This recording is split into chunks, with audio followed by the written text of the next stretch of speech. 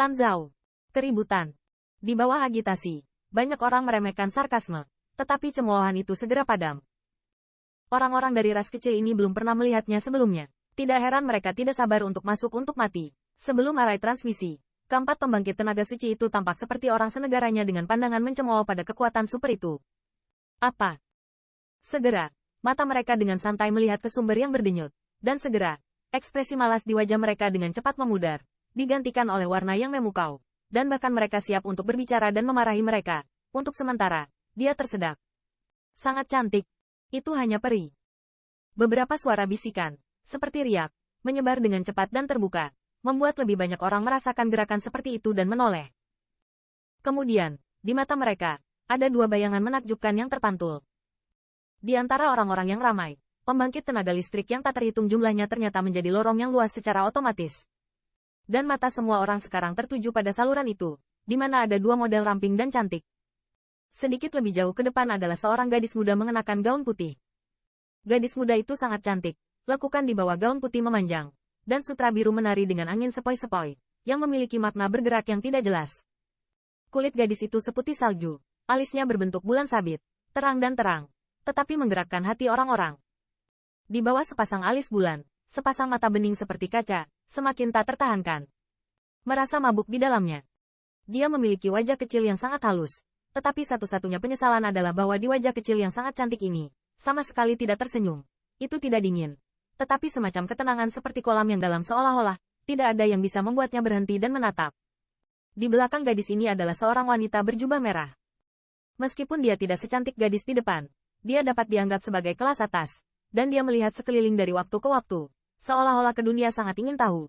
Dengan sedikit senyum di wajahnya, itu terlihat unik. Dua untuk model wanita, kerumunan yang semula padat karena antrian di depan mereka otomatis akan memisahkan jalan, dan mata semua orang akan bergerak saat mereka bergerak. Dan sambil berjalan seperti ini, seorang pemuda kekar dan tampan tidak bisa menahan diri untuk tidak berdiri, dan di tubuhnya, nafas pik yang terlihat keluar. Halo, saya si Cheng, dari keluarga Iron Lion. Saya ingin tahu apakah saya mendapat kehormatan untuk bertemu gadis itu? Pria muda itu tersenyum lembut pada gadis berpakaian putih itu. Nadanya sangat lembut dan sulit ditolak. Ketika saya mendengar Iron Lions, banyak orang terlihat sedikit positif. Iron Lions hanyalah ras kelas 2 di benua 10.000. Namun, bahkan ras kelas 1 pun tidak berani membenci mereka. Alasan mengapa Iron Lions hanya dua ras adalah karena mereka jarang keluar untuk berjalan. Nyatanya, kekuatan mereka tidak lemah dibandingkan dengan beberapa pengaruh tingkat pertama. Hal yang paling menakutkan adalah dikatakan bahwa keluarga Swan Lion dari ras Pik sangat peduli dengan keluarga Iron Lion. Jika mereka menyinggung mereka, kemungkinan besar mereka akan menyinggung keluarga Swan Lion. Namun, agak mengejutkan bahwa wanita berpakaian putih itu mengabaikan bantuan pemuda itu, dan bahkan tidak memandangnya, berjalan tepat di depannya, meninggalkan ekspresi malu. Dalam pandangan sekilas yang menakjubkan, mereka segera mencapai arai transmisi. Melihat dua wanita yang datang perlahan, empat pembangkit tenaga suci juga perlahan sadar. Tetapi di wajah mereka, mereka semua memiliki senyum yang aneh. Bisakah saya meminjam arai transmisi? Di hadapan jalur mata mesum, wanita berpakaian merah itu sepertinya tidak memiliki rasa tidak suka. Dia berjalan keluar perlahan, dengan senyuman yang menyentuh, berkata, "Hehe, kecantikan kecil itu sangat bangga. Ini tidak buruk." Atas permintaannya, empat pembangkit tenaga suci tidak menjawab secara langsung, tetapi diajak karena masing-masing mengurus urusan mereka sendiri. Si kecil cantik. Tidak nyaman untuk masuk ke dalam. Lebih baik kembali bersamaku. Di sukuku, pertahankan posisi tinggimu dan kekayaan besarmu menyenangkan. Sebuah pembangkit tenaga suci di sebelah kiri berhadapan langsung dengan dua wanita cantik di depannya. Di matanya, ada noda perak yang dalam. Dalam kata-kata lelucon ini, jika wanita berpakaian putih tidak mendengarnya, masih tidak ada fluktuasi pada wajah kecil yang lembut itu. Namun, wanita berbaju merah di sisinya, Dai Mei sedikit mengernyit. Oh, kecantikan kecil ini cukup seksi. Empat pembangkit tenaga suci di depan mereka jelas merasa sangat tertarik.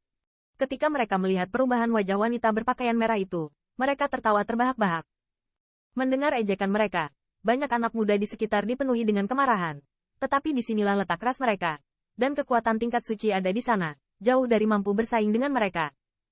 Oleh karena itu, meskipun banyak orang ingin tampil di depan dua wanita, mereka masih memiliki pengetahuan diri.